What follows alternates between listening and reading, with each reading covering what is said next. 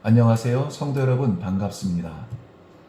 오늘은 우리 153 성경 통독 이제 129일차가 되는 날인데요.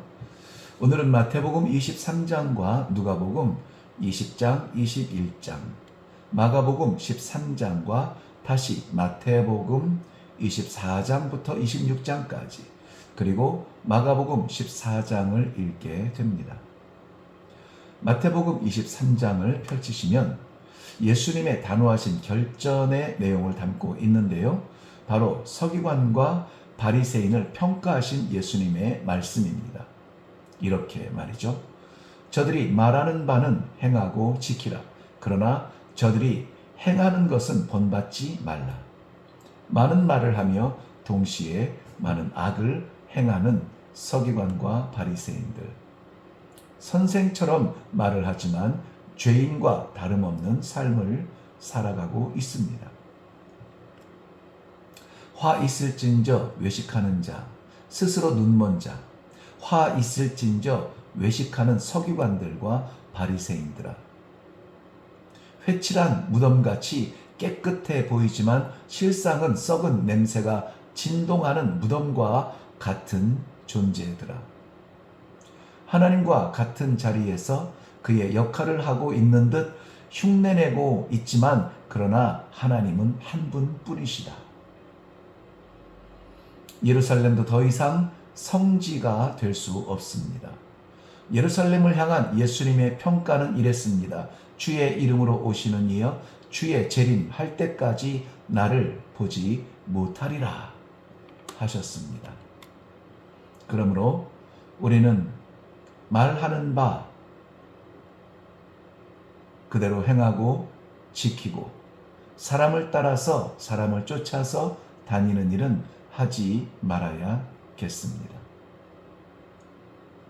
누가복음 20장입니다. 대제사장들과 서기관들이 장로들과 함께 예수님께 와서 말을 합니다. 무슨 권위로 이런 일을 하고 있느냐? 예수님은 그 질문으로 대답을 대신하는데요. 요한의 세례가 하늘로부터냐 사람으로부터냐? 하늘로부터라고 이야기한다면 예수님의 세례 때에 나타났던 일을 믿어야 할 것이고 하늘로부터 음성이 들렸죠. 이는 내 사랑하는 아들이요 내 기뻐하는 자라. 만약에 이 일이 권위가 사람으로부터라고 한다면 많은 사람들이 이미 세례 요한을 믿고 따르고 흠모하기 때문에 백성들이 들고 일어날 것입니다. 그래서 결국은 저들은 아무 대답도 하지 못합니다. 포도원의 농부를 비유로 저들의 속마음이 더욱 드러나지 않을까. 드러났다 이렇게 표현하는 것이 좋겠죠. 19절에 서기관과 대제사장들이 다시 등장하는데요. 예수를 잡기 위해 기회를 보고 있습니다. 저들은 지금 세금이라는 삶의 문제에 몰두하였지만 예수님은 육신의 삶뿐만이 아니라 영혼의 삶이 있음을 각성시키고 있습니다. 하나님의 것은 하나님께. 형사 취수제 기억나시죠? 이 문제를 들고 나온 사두개인들은 하늘을 모릅니다. 믿지 않습니다. 이슬람의 극단적 무장 세력들이 자폭 테러하는데 자신의 몸을 던지는 이유가 순교 후에 낙원에 가면은 자기를 위해서 기다리는 신부들이 99명이 있다. 오늘 본문에 의하면은 거짓이죠. 율법사이기도 한 서기관들은 말씀을 가장 가까이서 접하는 말씀의 원리에서 또한 가장 멀리 떨어진 존재로 이중적 존재가 되고 있습니다. 누가복음 21장입니다. 성전의 헌금을 바라보는 하나님의 관점인데요. 부자나 가난한 자나 모두 드리는 장면이에요. 이게 중요하죠. 있어서 하고 없어서 못하는 것이 아니라 헌금은 하나님 앞에 나아갈 때 빈손으로 나아가지 말라는 것을 질서로 정해 놓았습니다. 하나님께 드리는 거예요. 그래야 교회에는 말쟁이가 안 생깁니다.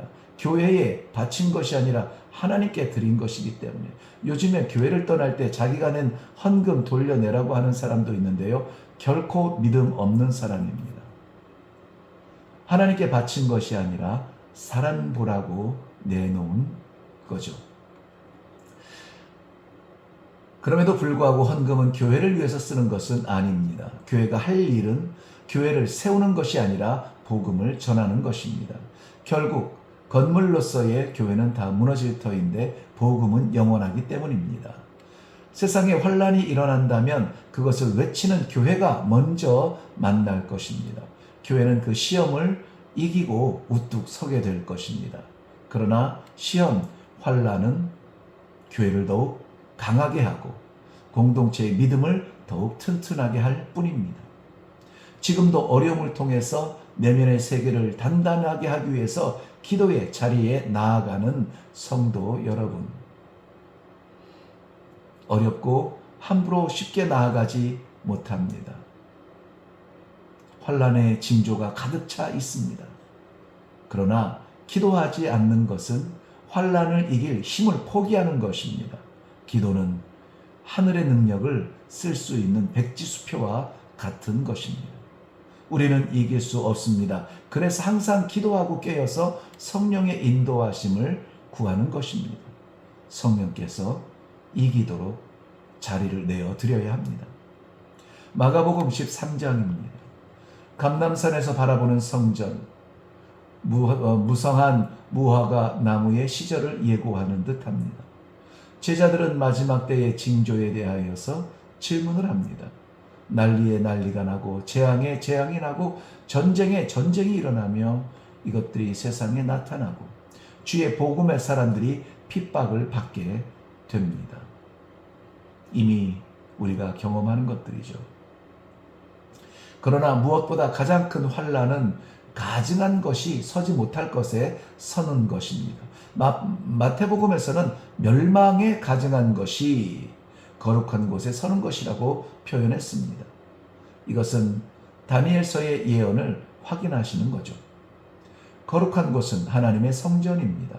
가증한 것은 마귀에게서 온 세상적인 질서와 가치들입니다. 지도자들의 타락, 성도들의 위선, 하나님을 향하지 않고 사람의 만족을 채우는 예배의 위기를 말하는 것입니다. 이런 일들이 만연해지면 마지막 그날을 직면하고 있음을 알아야 합니다. 반드시 직면할 그날을 위한 우리를 위해 예수님께서 이렇게 주문하고 계십니다. 깨어 있으라. 깨어 있으라. 이런 예수님도 스스로 표현하신 거친 표현을 듣게 되면은 기분 나빠하는 분들이 계신데요. 우리에게 쏟아질 것이 아니라 그러지 않도록 깨어 기도하라는 우리 주님의 너무나 자상하고 사랑스러운 초청장이라는 믿음을 갖기 바랍니다. 마태복음 24장으로 건너가서요. 24장과 25장 모두 감람산에서 가르치심을 보여줍니다. 주의 임하심과 세상의 끝을 하나로 묶어서 보여주고 있는데요. 이 질문 자체가 그랬죠. 예수님께서 응답이 독특합니다. 첫째는 주의 임재와 세상의 끝. 첫째는 사람의 미혹입니다. 이단의 등장, 사이비 종교의 흥왕함. 실제적으로 우리나라 이단들이 얼마나 많이 모이고 있습니까? 그 다음은 난리와 난리의 소문입니다. 민족과 민족의 전쟁의 소문, 기근과 지진과 같은 천재지변 역시 재난의 시작입니다. 그 다음은 제자들의 환난입니다. 세상의 미움을 받게 되는 것이죠. 거짓 선지자가 많이 일어나고 불법이 성행합니다. 그러한 가운데 끝까지 견디는 자는 구원을 얻게 됩니다.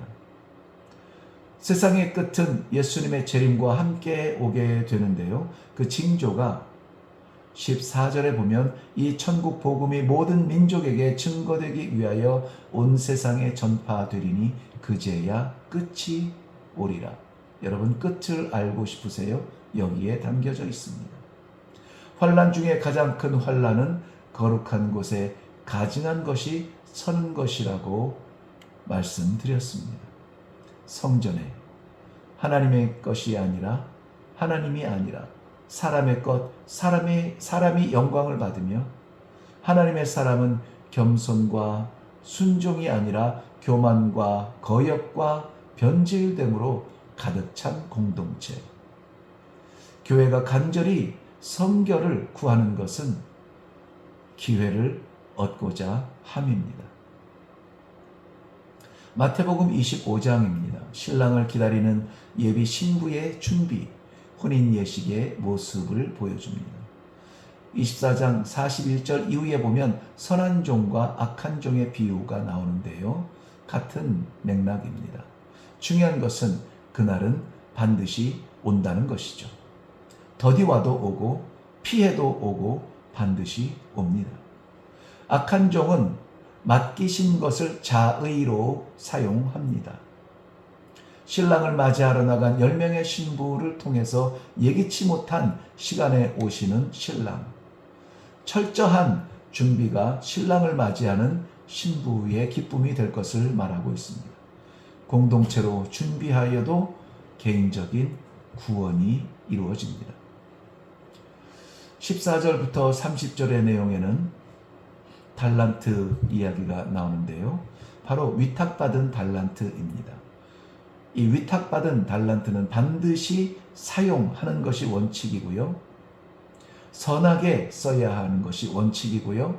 왜냐하면 맡기신 그분 앞에 반드시 결산해야 되는 것이 원칙입니다. 31절부터 46절은 마지막 심판 앞에 구별될 양과 염소의 자리입니다. 두려운 것은 누구도 자기의 자리를 예상하지 못했다는 것입니다. 생각지도 못한 진실들이 나타나는 자리. 나는 주님인 줄 몰랐습니다. 라고 말하는 그들보다 더 조심스러운 것은 우리는 안다는 것입니다. 우리의 이웃이 누군지, 우리가 해야 될 일이 무엇인지 우리는 몰랐다는 핑계를 댈 수 없는 사람들입니다. 마태복음 26장입니다. 십자가의 순간이 가까워질수록 저항과 충돌은 더욱 빈번해질 것입니다. 팔리는 자와 파는 자, 옥합을 깨뜨려 부은 자와 은 30을 받아 취하는 자, 충성의 맹세와 배신의 부인. 그날 저녁에는 두 번의 잔치가 있었는데요. 첫 번째는 유월절 잔치와 성찬의 잔치. 유월절로 인하여 가나안 땅의 신정 국가가 시작이 되죠. 예수님의 성찬으로 말미암아 새로운 믿음의 공동체가 시작이 됩니다. 예수님의 겟셋만의 기도는 마지막까지 하나님의 뜻을 구하는 기도였고 그 과정과 고난을 아시면서까지 그 팔리는 현장까지 함께 하십니다. 칼과 몽치를 가지고 잡으러 온 유다로부터 배신의 입맞춤의 인사를 나눕니다. 그리고 예수님은 이렇게 화답하시죠. 친구여, 내가 무엇을 행하려 왔는지 행하라. 공회 앞에 고독한 고난, 예수님이 계셨습니다. 군중 속에 고독한 고민의 자리, 베드로가 있었습니다. 우리도 많은 순간 그런 자리에서 그런 질문을 받습니다. 당신 예수를 아십니까? 마가복음 14장입니다. 유월절과 무교절이 다가오고 있었습니다. 대제사장들과 서기관들에게 중요한 것은 먼저는 예수를 죽이는 것이었습니다. 두 번째는 밀란이 날까 두려워서 날짜를 조정합니다. 무슨 말입니까? 유월절은 상징적으로라도 하나님께서 주신 생명을 감사하는 절기였죠. 그런데 저들은 머리로 살아가고 있습니다. 궁리하며 잔머리로 이 문제를 해결해 보려고 하고 있죠. 이때 죽이고 이때 묻어버리면 절기에는 지장이 없는 것 아닐까. 반면에 한 여자가 식사 중에 예수님께 다가와서 옥합을 깨뜨려 향유를 붓습니다. 예수님은 자신의 장례를 준비함이라고 말씀하십니다. 이 여인이 예수님의 그날 밤부터 되어질 일을 알았다. 아니요, 성경은 그렇게 말하지 않아요. 자신도 모르는 일에 마음의 감동을 따라서 순종하였는데 그것이 예수님의 장례를 준비하는 것이 되었던 것이죠. 그렇다면 누가 이 여인의 섬김을 인도하셨을까요? 하나님께서 주신 감동. 하나님은 아들의 장례를 준비한 것으로 이해됩니다.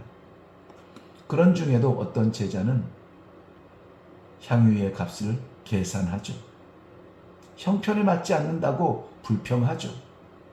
그 제자는 누구의 희생보다는 단지 쏟아진 향유만 보이는 것입니다. 예수님의 마지막 만찬은 성찬의 제정에 가장 중요한 의미를 담고 있습니다. 그와 더불어서 발을 씻기심으로 내려가서 너희도 가서 이와 같이 하라, 이 명령을 하십니다. 성찬만 누리고 섬김이 없는 우리의 현실을 돌아보게 하시며 성찬과 더불어서 섬김의 삶도 함께 받은 명령이라는 사실을 기억나게 하네요. 수고하셨습니다.